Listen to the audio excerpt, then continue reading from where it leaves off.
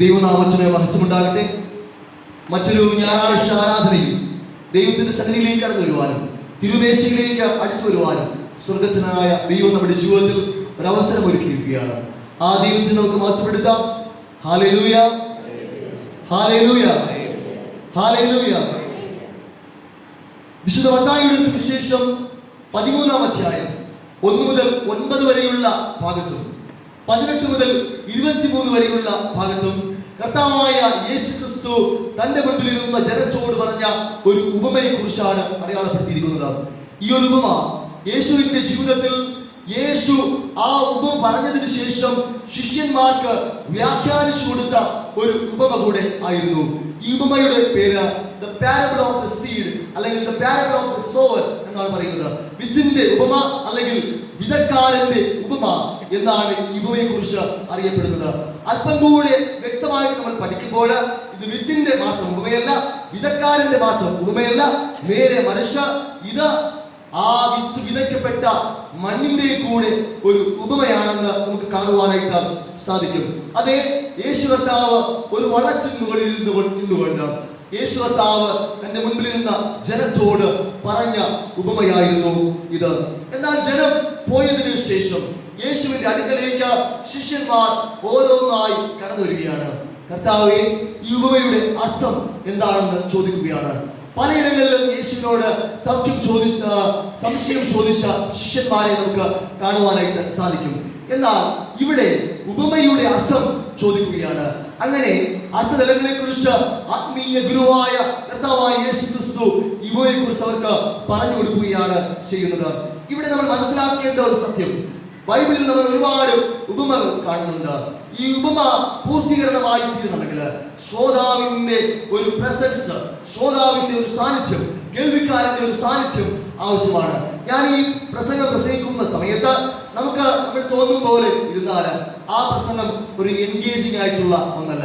അത് ആരൊക്കെ കേൾക്കുന്നുവോ അവർക്ക് മാത്രമാണ് അത് എൻഗേജിംഗ് ആയിട്ട് തോന്നുന്നത്. അതുപോലെ ഉപമ യേശു പറയുന്ന സമയത്ത് ആ ഉപമ കേൾവിക്കാർ കേട്ടില്ല എങ്കിൽ ആ ഉപമയ്ക്ക് ജീവനില്ല എന്നാണ് അതിന്റെ അർത്ഥം. ഇവിടെ ശിഷ്യന്മാർ യേശുവിന്റെ അടുക്കലേക്ക് കടന്നുപോയി ഉപമയുടെ അർത്ഥതലങ്ങൾ ചോദിക്കുകയാണ് ചെയ്യുന്നത്. വിശുദ്ധ മത്തായിയുടെ സുവിശേഷം 13-ാം അധ്യായം 1 മുതൽ 9 വരെയുള്ള ഭാഗത്തും മർക്കോസിന്റെ സുവിശേഷത്തിലും ലൂക്കോസിന്റെ സുവിശേഷത്തിലും ഈ ഉപമ ഒരു പ്രധാനപ്പെട്ട ഉപമയായതിനാൽ അത് അവിടെ വ്യാഖ്യാനിച്ചിരിക്കുകയാണ്.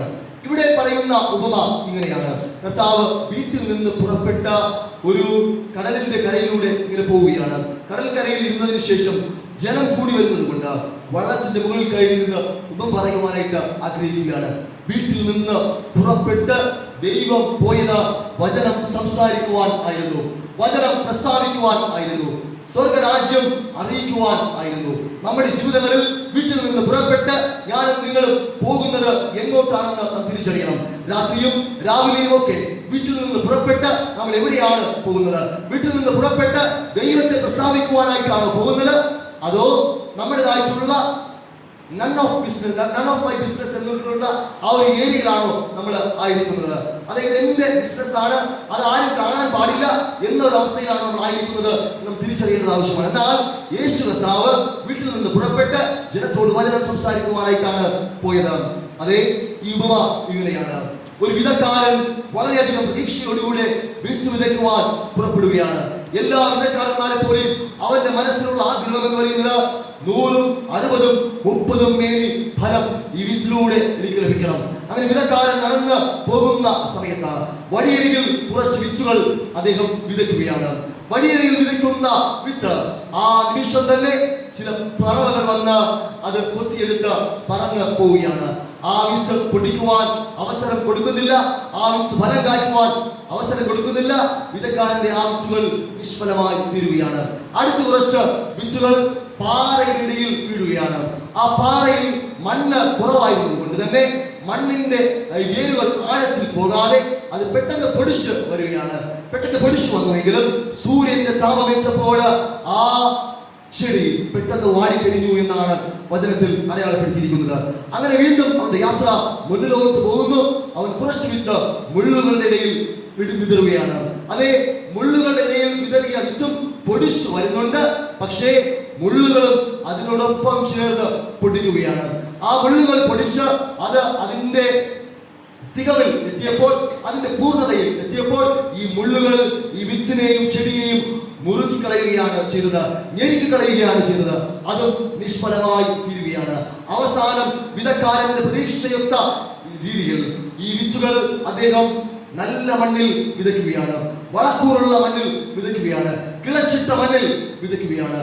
അത് മാത്രം അദ്ദേഹത്തിന്റെ പ്രതീക്ഷ അനുസരിച്ച് 30, 60, 100 മേനി ഫലം കായ്ച്ചു എന്നാണ് ആ ഒരു ഉപമ പറഞ്ഞ് അവസാനിക്കുന്നത്. അവിടെ അവസാനം യേശു പറയുന്ന വാക്കുകൾ ഇങ്ങനെയാണ്: കേൾപ്പാൻ ചെവിയുള്ളവൻ കേൾക്കട്ടെ. വചനം കേൾക്കാൻ ചെവിയുള്ളവൻ കേൾക്കട്ടെ. ക്രിസ്തുവിന്റെ സുവിശേഷം കേൾക്കാൻ ചെവിയുള്ളവൻ കേൾക്കട്ടെ. രക്ഷ കേൾക്കുവാൻ ചെവിയുള്ളവൻ കേൾക്കട്ടെ. ആർക്കും നിർബന്ധമില്ല. അഴുക്കാടുന്നവൻ അഴുക്കാടട്ടെ എന്നാണ് വചനം നമ്മെ പഠിപ്പിക്കുന്നത്. അതുപോലെ യേശു കർത്താവ് പറയുകയാണ്, ഉപമ കേൾക്കാൻ ചെവിയുള്ളവൻ കേൾക്കട്ടെ. അങ്ങനെ അവിടെ ഉപമയെല്ലാം പറഞ്ഞു കഴിഞ്ഞതിന് ശേഷം ഈ ജനമെല്ലാവരും അവിടെ നിന്ന് പോവുകയാണ്. എങ്കിലും ശിഷ്യന്മാർക്ക് ഒരു ത്വര, ഇതിനെക്കുറിച്ച് തിരിച്ചറിയുന്നതിന് വേണ്ടി ഒരു ആഗ്രഹം. കാരണം യേശു അവസാനം പറയുകയും ചെയ്തു, കേൾപ്പാൻ ചെവിയുള്ളവൻ കേൾക്കട്ടെ. അപ്പൊ എന്തോ കാര്യമായിട്ട് അതിനകത്തുണ്ട്. ശിഷ്യന്മാർ യേശുവിന്റെ അടുക്കലേക്ക് കടന്നു വന്ന് യേശുവിനോട് ചോദിക്കുകയാണ്, ഇതിന്റെ ആത്മീയ തലങ്ങൾ എന്താണ്, ഇതിന്റെ അർത്ഥതലങ്ങൾ എന്താണ്? അപ്പോൾ യേശു കർത്താവ് പറയുവാനായിട്ട് ആരംഭിക്കുകയാണ്. വിതക്കാരൻ എന്ന് പറയുന്നത് സുവിശേഷം പ്രസ്താവിക്കുന്നവനോ യഹോവയായ ദൈവമോ സാക്ഷാൽ കർത്താവായ യേശു ക്രിസ്തുവോ ആകാം. അതേ, സുവിശേഷം പ്രസ്താവിക്കുന്നവനാണ് വിതക്കാരൻ. അവൻ വിതയ്ക്കുന്ന വിത്ത് എന്ന് പറയുന്നത് ദൈവത്തിന്റെ മാറ്റമില്ലാത്ത വചനമാണ്. അവൻ വിതയ്ക്കുന്ന ഈ പല സാഹചര്യങ്ങൾ എന്ന് പറയുന്നത് പലതരത്തിലുള്ള മനുഷ്യന്റെ ഹൃദയം ആണ്. ഇങ്ങനെ മനുഷ്യന്റെ ഹൃദയം അനുസരിച്ച്, അവസ്ഥക്കനുസരിച്ച് വിത്തുകൾ പാകിയപ്പോൾ, വചനം പാകിയപ്പോൾ അവന്റെ ഹൃദയത്തിന്റെ അവസ്ഥ അനുസരിച്ച് ഈ വിത്തുകൾ മുളച്ചു വന്നു എന്നാണ് വചനത്തിൽ നമുക്ക് കാണുവാനായിട്ട് സാധിക്കുന്നത്. ദൈവവചനം, കർത്താവിന്റെ വചനം ഇന്ന് ലോകത്ത് കോടിക്കണക്കിന് പേർ കേൾക്കുന്നുണ്ട്, അനേകം പേർ കേൾക്കുന്നുണ്ട്. സാഹചര്യങ്ങൾ അനവധിയാണ്. യൂട്യൂബ് ചാനലുകൾ വഴി കേൾക്കുന്നവരുണ്ട്, മറ്റ് ആരാധനകൾ കടന്നു പോകുന്നവരുണ്ട്, കൺവെൻഷൻ യോഗങ്ങളിൽ ഓടി പോകുന്നവർ ഉണ്ട്. പല രീതിയിൽ വചനം കേൾക്കുന്നുണ്ട്. ഈ ദൈവത്തിന്റെ വചനം നമ്മുടെ കയ്യിൽ ഇരിക്കുന്ന സമയത്ത് നമ്മൾ തുറന്ന് വായിക്കാറുണ്ട്. എന്നാൽ ഇവിടെ പറയുന്നത് എല്ലാ വചനവും, എല്ലാ ഹൃദയത്തിൽ വീഴുന്ന വചനവും ഫലം നൽകുന്നില്ല എന്നാണ്. എങ്ങനെയുള്ള ഹൃദയങ്ങളിൽ വീണാൽ മാത്രമേ വചനം ഫലം നൽകുകയുള്ളൂ എന്നാണ് ഇന്ന് പകൽക്കാലം നാം ചിന്തിക്കുവാനായിട്ട് പോകുന്നത്. അതെ, ഈ ഉപമയിലൂടെ ദൈവം നമ്മോട് സംസാരിക്കുവാനായിട്ട് പോവുകയാണ്. ഈ 4 കൂട്ടത്തിൽ പെടുന്നവരായിരിക്കും നമ്മൾ. ഈ 4 അവസ്ഥകളെ കുറിച്ച്, 4 ഹൃദയത്തിന്റെ അവസ്ഥകളെ കുറിച്ചാണ് പറയുവാനായിട്ട് പോകുന്നത്. ഈ 4 കൂട്ടത്തിൽ ഏതെങ്കിലും ഒന്നിന് നമ്മൾ പെട്ടിരിക്കും എന്നത് നിശ്ചയമായിട്ടുള്ള കാര്യമാണ്. ഒന്നെന്ന് പറയുന്നത് പിശാച് ദൈവവചനത്തെ ഇടിച്ചുകൊണ്ട് പോകുന്നു. പിശാച് ദൈവത്തിന്റെ വചനത്തെ ഇടിച്ചുകൊണ്ട് പോകുന്നു. പല ഇടങ്ങളിലും ദൈവത്തിന്റെ വചനം അനുഗ്രഹമായി തീരാത്തതിന് കാരണം എന്ന് പറയുന്നത് പൈശാചികൻ വിത്തിട്ട ഉടനെ അവിടെ നിന്ന് ആ വിത്തിനെ ഇടിച്ചുകൊണ്ട് പോകുന്നു എന്നുള്ളത് ആണ്. വിശുദ്ധ മത്തായിയുടെ സുവിശേഷം 13-ാം അധ്യായം 19-ാമത്തെ വാക്യം ഇങ്ങനെയാണ്.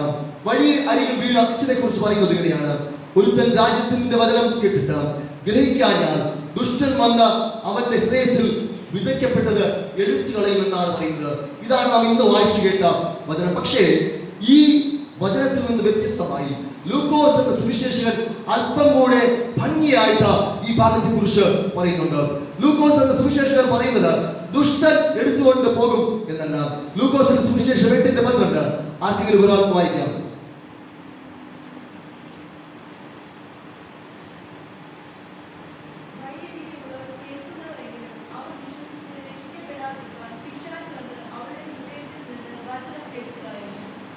വാക്യം ഇങ്ങനെയാണ്, ശ്രദ്ധിച്ചു നിങ്ങൾ വായിക്കുക. വഴിയരികിലുള്ളവരോ വചനം കേൾക്കുന്നവരെങ്കിലും അവർ വിശ്വസിച്ച് രക്ഷിക്കപ്പെടാതിരിക്കാൻ പിശാച് വന്ന് അവരുടെ ഹൃദയത്തിൽ നിന്ന് വചനം ഇടിച്ചുകൊണ്ട് പോവുകയാണ്. പിശാചിന്റെ ആഗ്രഹം എന്ന് പറയുന്നത് ഈ വചനം കൊണ്ടുപോവുക എന്നതല്ല, നീ രക്ഷിക്കപ്പെടരുത് എന്നതാണ്. നീ ഒരു കാലത്തും രക്ഷിക്കപ്പെടാതിരിക്കുവാനായിട്ടാണ് ഈ വചനത്തെ വീണവനെ ഈ പിശാച് വന്ന് ഇടിച്ചുകൊണ്ട് പോകുന്നത്.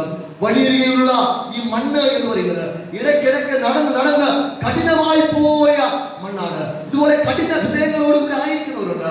വിത്തിട്ടാലും തെറിച്ചു പോകുന്ന അവസ്ഥ, വിത്തിട്ടാലും കല്ലിന്റെ പുറത്ത് ഇട്ട അവസ്ഥ, അവിടെ തെറിച്ചു പോകുന്ന അവസ്ഥ.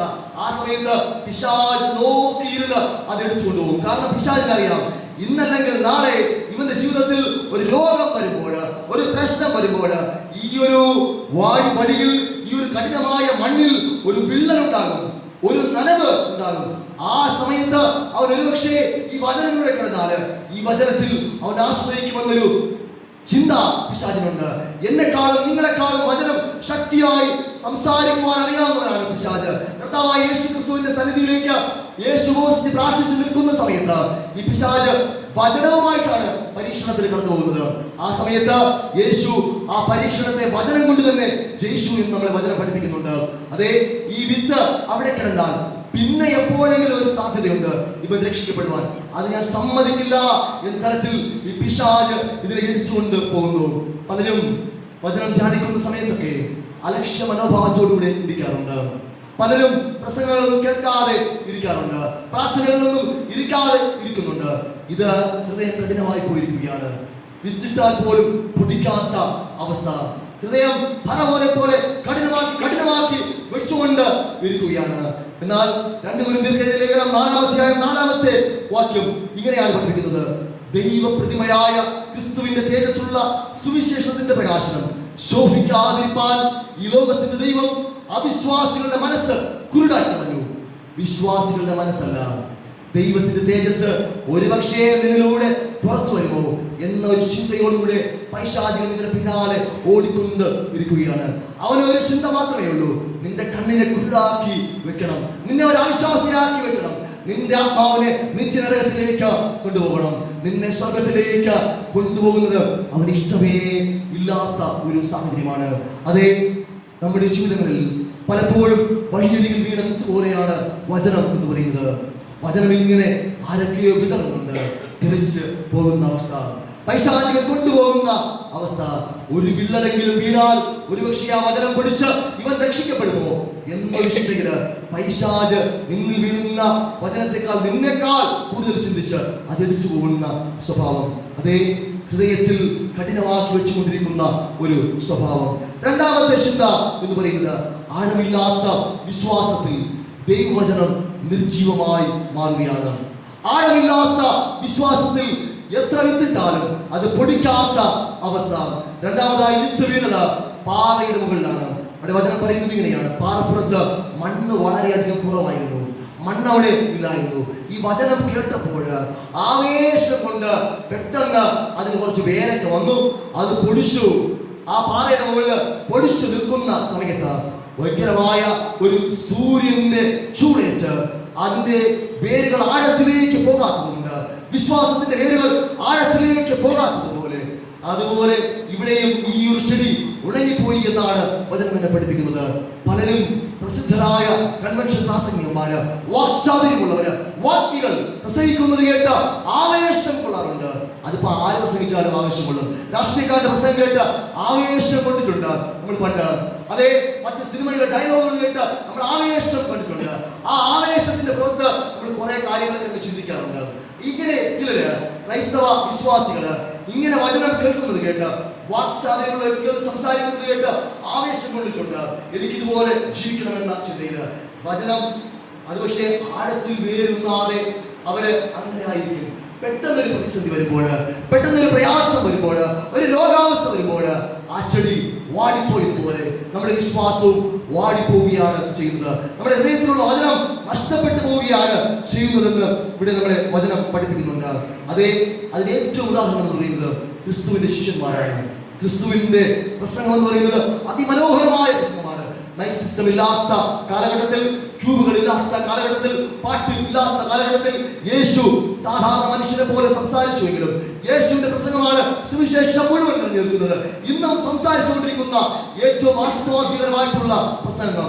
ഈ ബൈബിളിനെ ലിറ്റററി ഫിഗേഴ്സ് അവർ പറയുന്നത് ഇറ്റ്സ് എ ലിറ്റററി ബുക്ക് എന്നാണ് പറയുന്നത്. ലിറ്റററി ബുക്ക്, ഇതൊരു സാഹിത്യ പുസ്തകം മാത്രമാണ്. മനോഹരമായ ഒരു രചനയാണ് ബൈബിൾ എന്ന് പറയുന്നത്. അവർക്കത് മനോഹരമായ രചന മാത്രം ആണ്. എന്നാൽ ഇവിടെ പറയുന്നത് യേശുവിന്റെ പ്രസംഗം ഏറ്റവും മനോഹരമായിരുന്നതുകൊണ്ട് തന്നെ, ആവേശം കൊള്ളിക്കുന്നതായിരുന്നതുകൊണ്ട് തന്നെ പത്രോസും യോഹന്നാനും എല്ലാവരും യേശുവിന്റെ പിന്നാലെ നടക്കുകയാണ്. പക്ഷേ ഒരു പ്രശ്നം വന്നപ്പോൾ, യേശുവിനെ ക്രൂശിൽ തറച്ച സമയം വന്നപ്പോൾ എല്ലാവരും നാലുപാടെ ഓടിക്കളയുകയാണ്. ഇവരുടെ ആവേശം അവിടെ തീർന്നു പോവുകയാണ് ചെയ്യുന്നത്. പലപ്പോഴും ആഴത്തിലേക്ക് നമ്മുടെ വിശ്വാസത്തിന്റെ വേരുകൾ ഇറങ്ങാതെ പോകുമ്പോൾ, ആഴത്തിലേക്ക് വചനം ഇറങ്ങാതെ പോകുമ്പോൾ നമ്മളിവിടെ പരാജയപ്പെട്ടു പോവുകയാണ് ചെയ്യുന്നത്. പലരുടെയും ജീവിതത്തില് വചനമുണ്ട്, വചനത്തിനൊത്ത പ്രവൃത്തികൾ ഇല്ലാത്ത അവസ്ഥ. യാക്കോബിന്റെ ലേഖകൻ 2:17 പറയുന്നുണ്ട്, അങ്ങനെ വിശ്വാസവും പ്രവൃത്തികളില്ലാത്ത ആകയാൽ സ്വതമേ നിർജീവമാകുന്നു. പ്രവൃത്തിയില്ലാത്ത വിശ്വാസം ചത്തത് എന്നാണ് ഭാഗം പറയുന്നത്. പ്രവൃത്തിയില്ലാത്ത വിശ്വാസം ചത്തത് എന്നാണ് പറയുന്നത്. വിശ്വാസത്തിന്റെ വേരുകൾ ആഴത്തിൽ ഊന്നുവാനായിട്ട് നമുക്ക് സാധിച്ചിട്ടുണ്ടോ? മൂന്നാമത്തെ ചിന്ത, പ്രശ്നങ്ങളിലല്ല ദൈവവചനത്തിൽ ഞാൻ നിങ്ങൾ ശ്രദ്ധ കേന്ദ്രീകരിക്കുക. പ്രശ്നങ്ങളിലല്ല ദൈവത്തിന്റെ വചനത്തിൽ ഞാൻ നിങ്ങൾ ശ്രദ്ധ കേന്ദ്രീകരിക്കുക. ഇങ്ങനെ വിതക്കാലം നിലച്ച മൂന്നാമത്തെ വിത്തിന് ചെന്ന് വീണത് അത് മുള്ളിന്റെ ഇടയിൽ ആയിരുന്നു. മുള്ളും വിത്തും ഒരുമിച്ച് ചേർന്ന് വളരുകയാണ്. മുള്ളും വിത്തും ഒരുമിച്ച് ചേർന്ന് വളരുകയാണ്. ധനവും മോഹങ്ങളും ഭൗതികമായ നന്മകളും ആത്മീയമായ നന്മകളും ഒരുമിച്ച് വളർത്തിക്കൊണ്ട് വരുവാനായിട്ട് പലരും പെടാപ്പാട് പെട്ടുകൊണ്ടിരിക്കുകയാണ്. 70-80 വയസ്സ് വരെയുള്ള ഈ ജീവിതത്തിന് ആവശ്യമായ അതും അതിലധികവും ഭൗതികമായ നന്മകൾ നേടിയെടുത്ത് ജീവിക്കുവാനായിട്ടുള്ള ഒരു വ്യഗ്രതയിലാണ് നമ്മൾ ഓരോരുത്തരുമായിരിക്കുന്നത്. അതെ, ഈ മുള്ളിനോടൊപ്പം ദൈവവചനത്തെ വളർത്തുവാനായി ശ്രമിച്ചാൽ എന്ത് സംഭവിക്കുമെന്നാണ് നാം ഇത് കേൾക്കുവാനായിട്ട് പോകുന്നത്. അതെ, നമ്മുടെ ധനമോഹത്തിനോടൊപ്പം, ധനവഞ്ചനയോടൊപ്പം, മറ്റ് ഭൗതികമായ നന്മകളോടൊപ്പം നമ്മൾ ഈ ദൈവവചനത്തെ വളർത്തുവാൻ ശ്രമിച്ചാൽ പലപ്പോഴും ഇത് ഞെരുക്കിക്കളയും. ഒരു പ്രശ്നം വരുമ്പോൾ, ഒരു ആഗ്രഹം വരുമ്പോൾ ആ ദൈവവചനം അവിടെ ഇരിക്കട്ടെ, ഇതിനാദ്യം പോകാം, എന്നാലും 10 കാശ് ഉണ്ടാക്കാനായിട്ട് പറ്റുള്ളൂ. ആരാധനയ്ക്ക് പിന്നെ പോകാം, എന്നാലും കുറച്ചുകൂടി സീരിയൽ കാണാനായിട്ട് പറ്റുള്ളൂ. ബാക്കിയുള്ള കാര്യങ്ങൾക്ക് വേണ്ടി ഓടുന്ന അവസ്ഥ. അങ്ങനെ വരുമ്പോൾ ദൈവവചനം ഞെരിഞ്ഞമർന്ന് പോകും. ദൈവവചനം ഇല്ലാതെ ആയി പോകും. അതും നിഷ്ഫലമായി പോകുന്ന അവസ്ഥ. ഇതില് ഗ്രീക്കില് ഈ ശ്വാസം മുട്ടിക്കുക എന്ന വാക്കാണ് ഈ ഞെരുക്കിക്കളയുക എന്ന പദത്തിന് വേണ്ടി ഉപയോഗിച്ചിരിക്കുന്നത്. സിനഗോഗോ എന്നാണ് പറയുന്നത്, സിംനാഗോ എന്നാണ് പറയുന്നത്. സിംനാഗോ എന്ന വാക്കിന്റെ അർത്ഥം ശ്വാസം മുട്ടി കൊല്ലുക എന്നാണ്. ലാഭമോഹങ്ങളോടുകൂടെ ദൈവവചനത്തെ, ദൈവവിശ്വാസത്തെ വളർത്തുവാൻ ശ്രമിച്ചാൽ ദൈവവിശ്വാസം ശ്വാസം മുട്ടി ചത്തുപോകും എന്നാണ് ഇവിടെ പറയാതെ പറഞ്ഞ് വെക്കുന്നത്. ഫിലിപ്പിയർക്ക് എഴുതിയ ലേഖനം 4-ാം അധ്യായം 6-ാമത്തെ വാക്യം, ഒന്നിനെ കുറിച്ചും വിചാരപ്പെടരുത്, എല്ലാത്തിനും പ്രാർത്ഥനയാലും അപേക്ഷയാലും നിങ്ങളുടെ ആവശ്യങ്ങൾ സ്തോത്രത്തോടുകൂടെ ദൈവത്തോട് അറിയിക്കത്രേ വേണ്ടത്. പലരും വിചാരപ്പെട്ട് ദൈവത്തിൽ വിശ്വാസമില്ലാത്ത അവസ്ഥയാണ്. എന്നാൽ വചനം നമ്മോട് പറയുന്നത്, ഒന്നിനെ കുറിച്ച് നിങ്ങൾ വിചാരപ്പെടേണ്ട, നിങ്ങൾക്ക് ചെയ്യേണ്ട കാര്യങ്ങളെല്ലാം നിങ്ങൾക്ക് ദൈവം ചെയ്തിരിക്കും. മുൻപേ അവന്റെ രാജ്യവും നീതിയും അന്വേഷിക്കുക, അതോടുകൂടെ എല്ലാം നിങ്ങൾക്ക് കിട്ടും. എല്ലാം എന്നാണ് കിട്ടുന്നത് പറയുന്നത്. കുറച്ച് കിട്ടുമെന്നല്ല പറയുന്നത്, എല്ലാം നിങ്ങൾക്ക് കിട്ടുമെന്നാണ് പറയുന്നത്. ലോകത്തിന്റെ മുകളിൽ ദൈവത്തിന്റെ വചനത്തിനും ദൈവത്തിന്റെ വിശ്വാസത്തിനും ഞാൻ നിങ്ങൾ പ്രാധാന്യം കൊടുക്കേണ്ടത് ആവശ്യമാണ്. അതേ, 4-ാമത്തെയും അവസാനത്തെയും ചിന്ത, വിശ്വസ്ത ഹൃദയം എന്ന് പറയുന്നത് ദൈവവചനത്തിന് സമൃദ്ധമായിട്ടുള്ള ഫലം നൽകുന്ന ഒന്നാണ്. വിശ്വസ്ത ഹൃദയം എന്ന് പറയുന്നത് ദൈവത്തിന്റെ വചനത്തിന് സമൃദ്ധമായ ഫലം നൽകുന്ന ഒന്നാണ്. ആദ്യ 3 ഹൃദയങ്ങളും ഒരുപക്ഷെ നമ്മുടെ ജീവിതത്തിൽ ഉണ്ടായിരിക്കുന്ന ഒരു ഹൃദയമായിരിക്കാം. അതുമില്ലായെങ്കിൽ നമ്മൾ ഈ 4-ാമത്തെ ഹൃദയത്തിലേക്ക് കടന്നു വരികയാണ്. ആദ്യ 3 ഹൃദയങ്ങളിലുള്ളവരാണ് നാമെങ്കിൽ ഈ 4-ാമത്തെ ഹൃദയത്തിലേക്ക് ഉയരുവാനായിട്ടുള്ള ശ്രമമായിരിക്കണം നമ്മുടെ ഈ ആരാധനയും പ്രാർത്ഥനയും എല്ലാം തന്നെ. അതേ, ഇവിടെ പറയുന്നത് നല്ല മണ്ണിനെ കുറിച്ച് പറയുന്നുണ്ട്, നല്ല ഹൃദയമുള്ളതിനെ കുറിച്ച് പറയുന്നുണ്ട്. ഈ നല്ല ഹൃദയത്തിൽ വീണ വിത്ത് 30, 60, 100 മേനി ഫലം കായ്ച്ചു. വിധക്കാരനായ കർത്താവായ യേശുക്രിസ്തുവിന്റെ ഇച്ഛയ്ക്ക് അനുസരിച്ച് ഫലം കായ്ച്ചു. സ്നേഹം, സന്തോഷം, സമാധാനം, പരോപകാരം, വിശ്വാസം, ഇതെല്ലാം ഫലം കായ്ച്ചു. ആത്മീയമായ ഫലം അത് കായ്ച്ചു എന്നാണ് പറയുന്നത്. അതേ, സുവിശേഷത്തിന്റെ ഫലം കായ്ച്ചു. ആര് അവരെ കണ്ടാലും ഈ ദൈവവചനത്തെ നല്ല നിലത്തിൽ വീണെടുത്ത് ആ ഒരു വ്യക്തിയെ ആര് കണ്ടാലും അവരിലൂടെ ക്രിസ്തുവിനെ കാണുവാനായിട്ട് തുടങ്ങി ജനം. സാക്ഷിയുടെ ജീവിതം അവരുടെ ജീവിതത്തിലുണ്ടായി. നീതിയുടെ ഫലം അവർ കാഴ്ച. യേശു കർത്താവ് നോക്കുന്ന സമയത്ത് അതേ, അവൻ പ്രതിഫലിപ്പിക്കുന്നത് മുഴുവൻ നീതിയുടെ സ്വഭാവമാണെന്ന് തിരിച്ചറിയുവാനായിട്ട് നമുക്ക് സാധിക്കും. നമ്മുടെ ഈ മണ്ണിനെ, നമ്മുടെ ഈ ഹൃദയത്തെ നല്ല മണ്ണാക്കി എങ്ങനെ രൂപാന്തരപ്പെടുത്തുവാനായിട്ട് സാധിക്കും? എല്ലാവരും ഹൃദയ കാഠിന്യത്തോടുകൂടെ പാറകഷ്ണങ്ങൾ കയറ്റി വെച്ചുകൊണ്ട് ഇരിക്കുന്ന ഒരു സ്വഭാവം, പരസ്പര സ്നേഹമില്ലാത്ത സ്വഭാവം, പരസ്പരം സന്തോഷിക്കുവാൻ സാധിക്കാത്ത ഒരു സ്വഭാവം, അന്യന്റെ അനുഗ്രഹത്തിൽ ആശ്വാസം കണ്ടെത്തുവാൻ സാധിക്കാതെ അസൂയ മൂത്ത് അവൻ ഉപദ്രവിക്കുന്നതായിട്ടുള്ള സ്വഭാവം. ഇങ്ങനെയുള്ള ഹൃദയങ്ങൾ എപ്പോഴും കഠിനമായി തന്നെ ഇരിക്കും. എന്നാൽ നിനക്ക് അനുതാപമായിട്ടുള്ള ഒരു ഹൃദയം ഉണ്ടെങ്കിൽ, നിന്റെ ഹൃദയം നനവുള്ള ഹൃദയമായി തീർന്നെങ്കിൽ, ദൈവത്തിന്റെ സന്നിധിയിൽ മുഴങ്ങാനും മടക്കി അനുദവിക്കണം. നീ ഞാനും അനുദവിക്കണം, ദൈവസന്നിധിയിൽ പ്രാർത്ഥിക്കണം. ഞാൻ ചെയ്തത് തെറ്റാണ് ദൈവമേ എന്ന് ദൈവസന്നിധിയിൽ നിലവിളിച്ച് പ്രാർത്ഥിക്കണം. ആ സമയത്ത് വചനം നിന്റെ ഹൃദയത്തിലേക്ക് ഇറങ്ങും. അല്ലാതെ നമ്മൾ കാണുന്നതെല്ലാം തന്നെ വെറും ഷോ ഓഫ് മാത്രമാണ്, വെറും ഒന്നുമേ അല്ല എന്ന് തന്നെ നമ്മൾ പറയണം. ഇതെല്ലാം നിഷ്ഫലമായ വിത്തായി മാറ്റപ്പെടും. എന്നാൽ വചനം ഹൃദയത്തിലേക്ക് മാറുമ്പോൾ എന്ത് സംഭവിക്കുമെന്നാണ് ഇന്ന് പകൽക്കാലം നാം ചിന്തിച്ചുകൊണ്ട് ഇരുന്നത്. അതേ, ഒരു കൊലപാതകി വചനം ഹൃദയത്തിലേക്ക് കടന്നു വന്നപ്പോൾ അവൻ ലോകഘട്ടത്തിൽ വെച്ച് ഒരു സൗമ്യനായ മനുഷ്യനായി മാറിയെന്നാണ് വചനം പഠിപ്പിക്കുന്നത്. ആരെന്നറിയാമോ? മോശ 40-ാമത്തെ വയസ്സിൽ ഒരു കൊലപാതകയായിട്ടാണ് ആദ്യം മാറുന്നത്. എന്നാൽ സീനായി മാമലയിൽ വെച്ച് കർത്താവായ യേശു ദൈവം അവന് വചനം കൊടുത്തപ്പോൾ, വചനം അവൻ ഏറ്റെടുത്തപ്പോൾ അവൻ ലോകഘട്ടത്തിൽ വെച്ച് സൗമ്യനായ ഒരു മനുഷ്യനായി മാറ്റപ്പെടുകയാണ്. രണ്ടാമതായി വിശ്വാസിയായി മാറും ദൈവത്തിന്റെ വചനം അനുസരിച്ചാല്. അതേ, അബ്രഹാം അവിശ്വാസിയായിരുന്നു, പലപ്പോഴും ചിരിച്ചിട്ടുണ്ട് സാറയുമായി ചേർന്ന്. എന്നാൽ അവൻ പിന്നത്തേതിൽ വിശ്വാസിയായി മാറുകയാണ് ദൈവത്തിന്റെ വചനം അനുസരിച്ചപ്പോൾ. പൊട്ടക്കിണറ്റിൽ കിടന്നവരെ മിസ്രൈമിലെ ഏറ്റവും തലപ്പത്ത് കൊണ്ടുവരുവാനായി ദൈവത്തിന്റെ വചനത്തിന് സാധിച്ചിട്ടുണ്ട്. ദൈവത്തിന്റെ വാക്കുകളും ദൈവത്തിന്റെ സാന്നിധ്യവും അവൻ അനുഭവിച്ചപ്പോൾ യോസേഫ് തന്റെ സഹോദരങ്ങളാൽ പൊട്ടക്കിണറ്റിൽ എറിഞ്ഞ് ചവിട്ടി തേച്ചിട്ടും വീഴ്ചയിൽ ആയിരുന്നിട്ടും അവൻ എവിടെ പോയി? മിസ്രൈമിലെ ഏറ്റവും വലിയ ഒരു അനുഗ്രഹിക്കപ്പെട്ട പദവിയിലേക്ക് ഉയർത്തപ്പെട്ടു. ദൈവത്തിന്റെ വചനത്തിന്റെ ശക്തിയാണ്. എഴുതി വെച്ച് ഒന്ന് പ്രാർത്ഥിച്ചു നോക്കിയേ. ദൈവത്തിന്റെ സാന്നിധ്യം നമുക്ക് അനുഭവിക്കുവാനായിട്ട് സാധിക്കും. വിശ്വാസിയാക്കി മാറ്റുന്ന, ക്രിസ്തുവിരോധിയായ ശൗലിനെ ക്രിസ്തുവിനെ സ്നേഹിക്കുന്നവനാക്കി മാറ്റുന്നവനാണ് എന്റെ ദൈവവും ആ ദൈവത്തിന്റെ വചനവും. ഒരു കഥയോട് പറഞ്ഞുകൊണ്ട് എന്റെ വാക്കുകൾക്ക് വിരാമിടുവാൻ ഞാൻ ആഗ്രഹിക്കുകയാണ്. കുറെ വർഷങ്ങൾക്ക് മുൻപ് പറവൂർ സെൻട്രൽ ജയിലിലേക്ക് ഒരു നാഗൽ എന്ന് പറയുന്ന സായിപ്പ കടന്നു പോവുകയാണ്. ഈ നാഗൽ എന്ന് പറയുന്ന സായിപ്പ അവിടെ കടന്നുപോയത് സുവിശേഷം അറിയിക്കുന്നതിന് വേണ്ടിയിട്ടാണ്. 10 പേർ കൂടുന്ന ഇടങ്ങളിലൊക്കെ അദ്ദേഹം സുവിശേഷം പറയാറ് ഉണ്ടായിരുന്നു. അങ്ങനെ സുവിശേഷം പറയുന്നതിന് വേണ്ടി ജയിലിന്റെ അകത്തളവിലേക്ക് കടന്നുപോയി. അവിടെയുള്ള കുറ്റവാളികളോട് അദ്ദേഹം സുവിശേഷം പറയുകയാണ്. അവിടെയുള്ള ജയിൽ അധികൃതരോട് അദ്ദേഹം സുവിശേഷം പറയുകയാണ്. അവിടെ കൂടി എല്ലാവരോടും സുവിശേഷം പറയുകയാണ്. ആരും തന്നെ പ്രതികരിച്ചില്ല. എന്നാൽ വധശിക്ഷയ്ക്ക് വിധിക്കപ്പെട്ട ഒരു കൊലപാതകിയായ മനുഷ്യൻ അവിടെ എഴുന്നേറ്റ് നിൽക്കുകയാണ്. എന്നിട്ട് നാഗലിനോട് സംസാരിക്കുകയാണ്. അല്ലയോ നാഗൽ സാഹിബേ, നിങ്ങൾ കുറച്ചുകൂടി ദിവസം മുൻപ് എന്റെ ജീവിതത്തിലേക്ക് കടന്നു വന്നെങ്കിൽ, ക്രിസ്തുവിന്റെ സ്നേഹം, ക്രിസ്തുവിന്റെ വചനത്തെ കുറിച്ച് എന്നോട് പറഞ്ഞിരുന്നെങ്കിൽ എന്റെ ജീവിതം പാഴായി പോവുകയില്ലായിരുന്നു. എന്റെ ജീവിതം ഞാൻ യേശുവിനെ സ്നേഹിക്കുമായിരുന്നു. നഗൽ വിചാരിച്ചു ഇത് ചുമ്മാ സെന്റിമെന്റ്സിന്റെ പുറത്ത് പറഞ്ഞതാണ്, ഇമോഷണൽ ആയിട്ട് അദ്ദേഹം പറഞ്ഞത് മാത്രമാണെന്ന് അദ്ദേഹം ചിന്തിക്കുകയാണ്. അങ്ങനെ അദ്ദേഹം ഈ സുവിശേഷം പറഞ്ഞെല്ലാം കഴിഞ്ഞ് ഭവനത്തിലേക്ക് പോകുന്നു. അദ്ദേഹം സന്തോഷത്തോടു കൂടി കിടന്നുറങ്ങുന്നു. എന്നാൽ ഇവിടെ കൊലപാതകിയായ ഈ മനുഷ്യന് ഉറങ്ങുവാനായിട്ട് സാധിക്കുന്നില്ല. പിന്നെ ചുരുക്കം ചില ദിവസങ്ങൾ മാത്രമേ അദ്ദേഹത്തിന്റെ ജീവിതത്തിൽ ഉണ്ടായിരുന്നുള്ളൂ. അദ്ദേഹം ദൈവസന്നിധിയിൽ പ്രാർത്ഥിക്കുവാൻ തുടങ്ങി, അനുഭവിക്കുവാൻ തുടങ്ങി.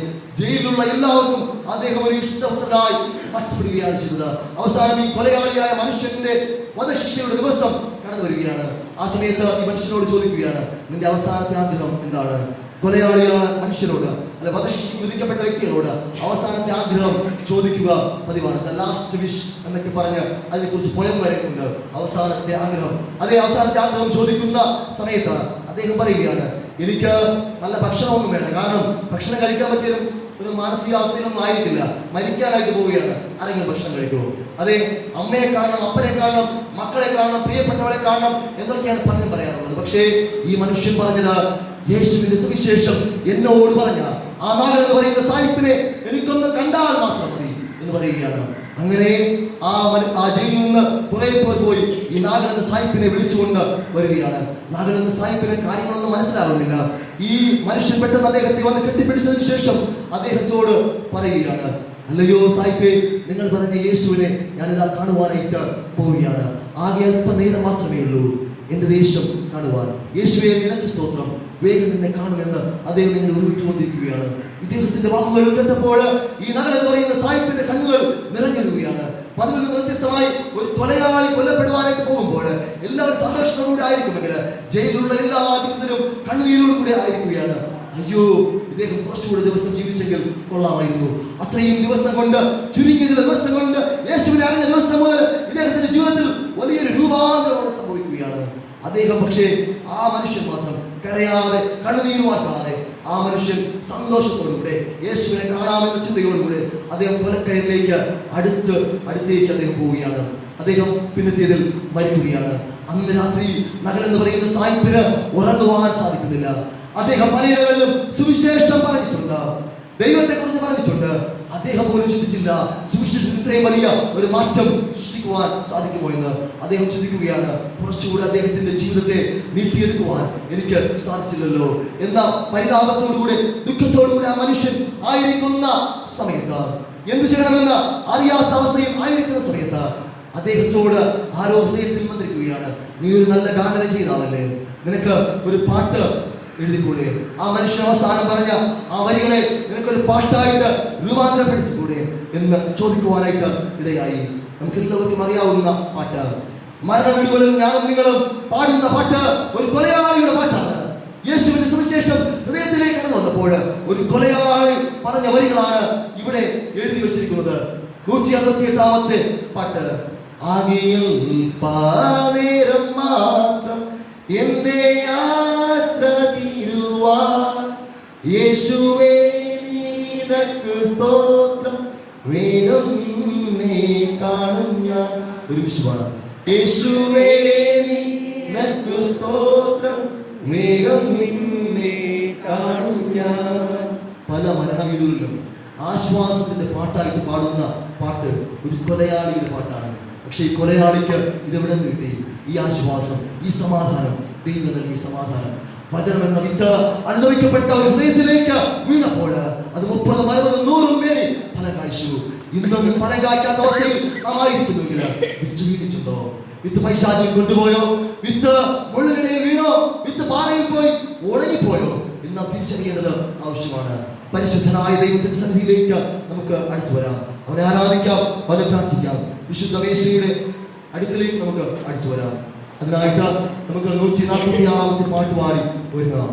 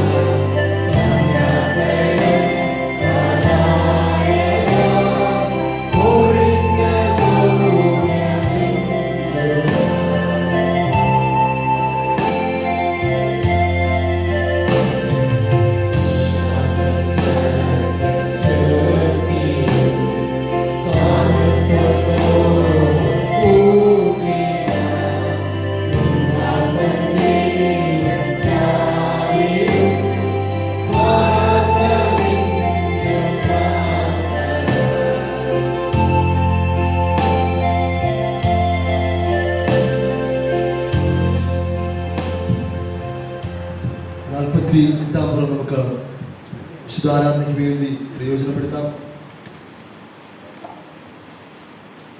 ഇതാ സഹോദരി സഹോദരന്മാർ ഒത്തൊരുമിച്ച് വസിക്കുന്നത് എത്ര ശുഭവും എത്ര മനോഹരവുമാകുന്നു. അപ്പം ഒന്നാകൊണ്ട് പലരായ നാം ഒരു ശരീരമാകുന്നു. നാം എല്ലാവരും ആ ഒരേ അപ്പത്തിൽ അംശികളാകുന്നുവല്ലോ. എല്ലാ സമൃദ്ധികളുടെയും സൗന്ദര്യങ്ങളുടെയും ഉറവിടമായ ദൈവത്തിന് മഹത്വം ഉണ്ടാകട്ടെ. അവിടുത്തെ പൂർണ്ണതയും സുഗന്ധവും നമ്മുടെ അകവും പുറവും ഒരുപോലെ രൂപാന്തരപ്പെടുത്തുമല്ലോ.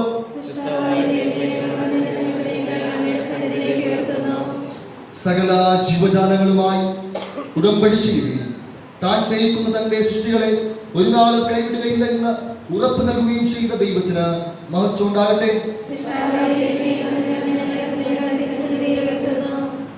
ഞങ്ങളെ തന്റെ സ്വരൂപത്തിൽ സൃഷ്ടിക്കുകയും ഭൂമിയെയും അതിലെ ജീവജാലങ്ങളെയും ഞങ്ങളുടെ കാര്യത്തിൽ ഏൽപ്പിക്കുകയും ചെയ്ത ദൈവത്തിന് മഹത്വം ഉണ്ടാകട്ടെ.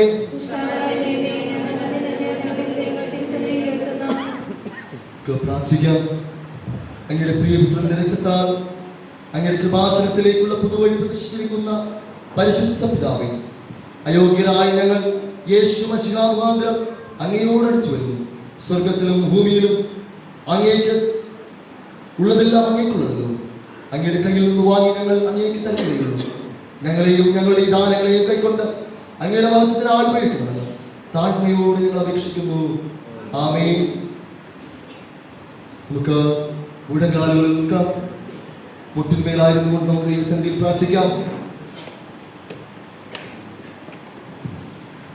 യേശുവേ, ശ്രേഷ്ഠ മഹാപുരോഹിതനായ അങ്ങയുടെ ശിഷ്യരുടെ നടുവിൽ സന്നിഹിതനായിരുന്നതുപോലെ ഞങ്ങളുടെ മധ്യത്തിൽ വന്ന അപ്പം നുറുക്കുന്നതിൽ അങ്ങേയറ്റത്തെ ഞങ്ങൾക്ക് വെളിപ്പെടുത്തുന്നതാണ്. പിതാവിനോടും പരിശുദ്ധാത്മാവിനോടും കൂടെ ഏകദൈവമായി കാലാവസ്ഥാനം കൂടാതെ ജീവിക്കുവാനും അങ്ങയോട് ഞങ്ങൾ അപേക്ഷിക്കുന്നു. ആമേൻ. കർത്താവ് നിങ്ങളോടുകൂടി ഇരിക്കട്ടെ. നിങ്ങളുടെ ഹൃദയങ്ങളെ ഉയർത്തും. നമ്മുടെ കർത്താവായ ദൈവത്തിന് സ്തോത്രം ചെയ്യാം. പരിശുദ്ധ കർത്താവേ, സർവശക്തനായ പിതാവേ, നിത്യാദൈവമേ, ഞങ്ങളെല്ലാ കാലങ്ങളിലും എല്ലാ സ്ഥലങ്ങളിലും അങ്ങേക്ക് സ്തോത്രം ചെയ്യുന്നത് ഏറ്റവും ന്യായവും ഞങ്ങളുടെ കർത്തവ്യവുമാകുന്നു. അങ്ങയുടെ പുത്രനും ഞങ്ങളുടെ കർത്താവായ യേശു ക്രിസ്തു മുഖാന്തരം അങ്ങ് ആകാശത്തെയും ഭൂമിയെയും അവരിലുള്ള സകലത്തെയും ഉണ്ടാക്കി മനുഷ്യനെ അങ്ങയുടെ സ്വന്തം സാക്ഷ്യത്താൽ നിർമ്മിക്കുകയും ചെയ്തു. അവൻ പാപത്തിൽ വീണപ്പോൾ പുതിയ സൃഷ്ടിയുടെ ആദ്യഫലമാകുന്നത് അവനെ വീണ്ടെടുക്കുകയും ചെയ്തു.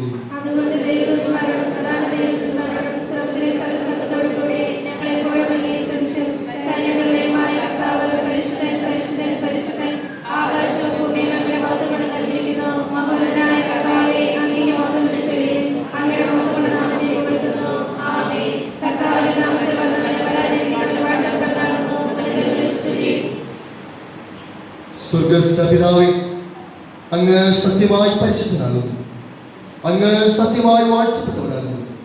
മനുഷ്യവർഗത്തോടുള്ള അങ്ങയുടെ ആർദ്ര സ്നേഹമുണ്ട്. അവിടുത്തെ ഏകപുത്രനായ യേശു ക്രിസ്തുവിനെ ഞങ്ങളുടെ മനുഷ്യ സ്വഭാവത്തെ എടുക്കാനും ഞങ്ങളെ വീണ്ടെടുക്കാനായി കുരിശിന്മേൽ